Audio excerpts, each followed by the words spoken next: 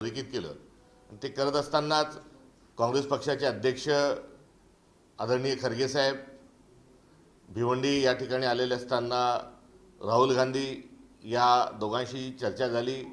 दिल्ली मुक्कामी मी आणि आमचे विधिमंडळाचे नेते विजय वडेट्टीवार या दोघांचं समक्ष बोलून आमचं काँग्रेस अध्यक्षांशी झालं.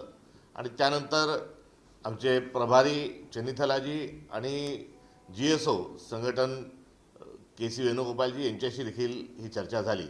आणि या चर्चेच्या सर्व अनुषंगानं आज दुपारी काँग्रेस पक्षाने शरद पवार साहेबांच्या उमेदवारीला पाठिंबा द्यावा अशा प्रकारचा निर्णय हा काँग्रेस पक्षाचा हा झाला आहे. आणि महाविकास आघाडी म्हणून आणि एक ज्येष्ठ नेतृत्व म्हणून आम्ही आदरणीय शरद पवार साहेबांना काँग्रेस पक्ष म्हणून मदत करणार आहोत, मतदान करणार आहोत. ते आमचे उमेदवार राहतील.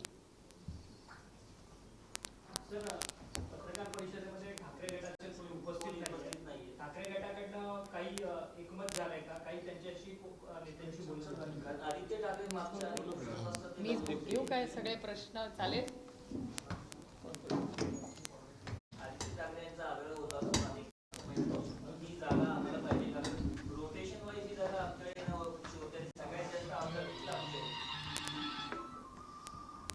नमस्कार. मी सुरुवातीलाच काँग्रेस पक्षाचे माननीय शिवसेना पक्षाचे आणि महाविकास आघाडीच्या प्रत्येक गटाचे मनपूर्वक आभार मानते की त्यांनी सगळ्यांनी आदरणीय पवारसाहेबांना ही जी साथ दिली आहे त्याबद्दल अंतःकरणातून मी महाविकास आघाडीच्या सगळ्या आमच्या मित्रपक्षांचे आभार मानते.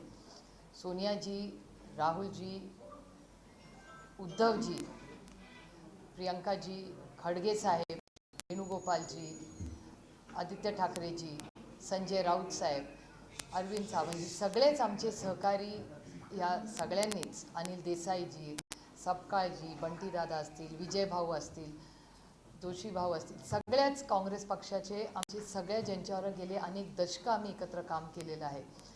आणि कालच आपल्याला सगळ्यांना माहिती आहे माननीय जयंत पाटील साहेब आणि मी माननीय उद्धवजींना जाऊन त्यांची भेट घेतली. 2 तास सविस्तर खरं तर अनेक जुन्या आठवणी आणि खूप घरगुती असा 2 तास काल उद्धवजींबरोबर घालवण्याचा आम्हाला संधी मिळाली. आणि त्यानंतर आज काँग्रेस पक्षानेही आणि शिवसेनेने मोठ्या मनाने आदरणीय पवारसाहेबांना ही संधी दिली त्याबद्दल राष्ट्रवादी काँग्रेस पक्ष म्हणून अंतःकरणातून जितेंद्र आव्हाड साहेब आणि मी आज काँग्रेस पक्षाचे आभार मानायसाठी इथे आलो. मी स्वतः आणि जयंतराव पुन्हा उद्धवजींची भेट घेऊन त्यांच्या सगळ्या कुटुंबाचे आणि सगळ्या शिवसैनिकांचे मनपूर्वक आभार मानणार आहे. कारण अनेक वर्ष आम्ही एकत्र काम करतोय. पार्लमेंटमध्येही तुम्ही बघत असाल शिवसेना, काँग्रेस आणि राष्ट्रवादी काँग्रेस पक्ष ताकदीने एक जबाबदार विरोधी पक्ष म्हणून आम्ही सगळे एकत्र काम करतो. आणि महाराष्ट्रामध्ये जेव्हा आव्हानं येतात तेव्हा ताकदीने आम्ही महाराष्ट्राच्या हितासाठी आणि देशाच्या सेवेसाठी एकत्र आलेलो आहोत. आणि अशीच साथ आम्ही एकामेकाला देऊन महाराष्ट्राच्या आणि देशाच्या विकासासाठी आम्ही सातत्य ठेवून एकत्रपणे महाविकास आघाडी इथून पुढेही जसं आम्ही काम करत आलो त्या जबाबदारीने इथून पुढे काम करत राहणार. सगळे संपूया. माहिती आम्ही सगळे जाणार आहोत फॉर्म भरायला. आदरणीय पवारसाहेबांचा आम्ही ऑप्शन्स चेक करतोय की काय काय कसं कसं करता येईल. पण तुमच्या सगळ्यांच्या आणि महाराष्ट्रात आणि देशात त्यांच्यावर प्रेम करणाऱ्या सगळ्या लोकांचे मी मनपूर्वक आभार मानते की तुमच्या सगळ्यांच्या आशीर्वादाने, प्रेमाने आणि डॉक्टरांनी जी एवढी चांगलं काम केलं त्याच्यामुळे आदरणीय पवारसाहेबांना आज डिस्चार्ज मिळालेला आहे. आणि पुढच्या काही दिवसात ते तुम्हाला माहिती आहे की ते किती उत्सुक असतात बाहेर जाऊन दौरे करण्यासाठी. ते लवकरच महाराष्ट्राच्या आणि देशाच्या कामाला लवकरच लागतात.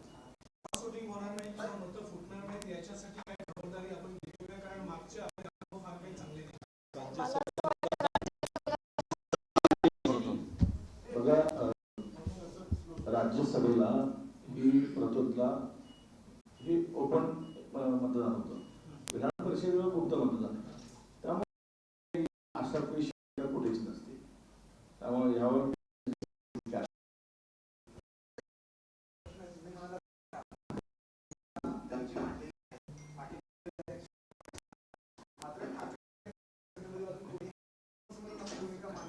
आत्ताच माननीय संजय राऊत साहेब आत्ताच आदरणीय पवार साहेबांना आमच्या घरी भेटून गेले. ते बंद करा विचार. आत्ताच आदरणीय संजय राऊत साहेब आदरणीय पवार साहेबांना आत्ताच सिल्व्हर ओकला येऊन भेटून गेले. शिवसेनेच्या पक्षाच्या वतीने त्यांनी त्यांची भूमिका साहेबांवर मांडली. अर्थातच ना. मैं तहे दिल से कांग्रेस पार्टी और शिवसेना और महाविकास आघाड़ी के सारे मित्र पक्षों को तहे दिल से उनकी आभारी हूँ कि आदरणीय पवार साहब के राज्यसभा नॉमिनेशन को पूरी ताकत से उन्होंने साथ दी है. सोनिया जी, उद्धव जी, राहुल जी, प्रियंका जी, वेणुगोपाल जी, सबकाल जी, विजय जी, बंटी भैया, सारे जो संजय राउत साहब और अरविंद जी, अनिल देसाई जी, जो भी हमारे कांग्रेस के साथी है, हमारे सारे शिवसेना के साथी, हमारे सब मित्र पक्षों ने उन्होंने इतना बड़ा दिल दिखा के जो साथ हमें दी है, हम तहे दिल से उनके आभारी है. और महाविकास आघाड़ी जब से काम कर रही है वो देश के और राज्य की सेवा में हम लगे हुए हैं. आगे भी हम पूरी ताकत से एक दूसरे का साथ दे के हम देश की सेवा, राज्य की सेवा में लगे रहेंगे. कल को शरद पवार जी आएंगे अपना नॉमिनेशन. वो अभी लॉजिस्टिक्स देख रहे हैं और 2-3 ऑप्शंस है उसमें का कर लेंगे. लेकिन आप सब ने जो प्यार और डॉक्टरों ने जो अच्छा ट्रीटमेंट उनको दिया है वो आज आप सबके आशीर्वाद और प्यार से घर आए हैं और 2-4 दिन में पूरे एक्टिवली वो काम पे लग जाएंगे. और पता अभी इधर जूम ऑप्शन है या क्या है वो सारा हम लोग देख रहे हैं. Thank you. पवार साहब जैसे वरिष्ठ नेता जा रहे हैं तो बीजेपी ने संकेत दिए थे कि पवार साहब अगर जाते हैं एमपी उम्मीदवार होते तो वो एक्स्ट्रा कोई अतिरिक्त उम्मीदवार नहीं उतारेंगे. अगर पवार साहब नहीं रहे तो दूसरा उम्मीदवार उतारने की उन्होंने बात कही थी. तो आपको लगता है कि अब चुनाव निर्विरोध हो जाएगा 7 जगहों पर? मेरे ख्याल से कल 3 बजे तक रुकते हैं. लेकिन फिर भी आपको क्या लगता है कि नहीं, मुझे नाही पता. मी महाविकास आघाडी का पूरा बता सकते. बिनविरोध व्हावे अशी अपेक्षा आनंदाच आहे म्हणजे झाला बिनविरोध तर चांगलंच आहे. हां चांगलंच आहे. बिनविरोध झाला बिनविरोध तर व्हायला पाहिजे. कारण बिनविरोध की राज्यसभेचं मतदान फिक्स्ड असते त्यामुळे मतं काय इकडं तिकडं व्हायचा विषय नसतो. त्यामुळे बिनविरोध होईल अशी आम्हाला खात्री आहे. सबका साथ आप हिंदी में बोल रही पवार साहब. राज्यसभा की 7 जगह का चुनाव महाराष्ट्र में होने जा रहा है, जिसमें से एक जगह जो है वो इंडिया अलायंस तथा महाविकास आघाड़ी को एक जगह मिलने वाली है. हमारा उतना वोटिंग है उससे भी थोड़ा ज़्यादा है. और तीनों पक्षों की और अन्य जो हमारे मित्र पक्ष है, मगर 3 जो प्रमुख पक्ष है 3 प्रमुख पक्षों की राजनीतिक अपनी अपनी एक राय थी. कांग्रेस ने भी राज्यसभा की सीट हमें चाहिए इस प्रकार से अपनी बात को रखा था. उसमें प्रत्यक्ष स्वरूप में विजय वडेट्टीवार जी और हम खरगे जी से भी इसको लेकर हमारी चर्चा हुई थी. भिवंडी में राहुल जी आए थे तो उनके साथ साथ भी इसको लेकर चर्चा हुई.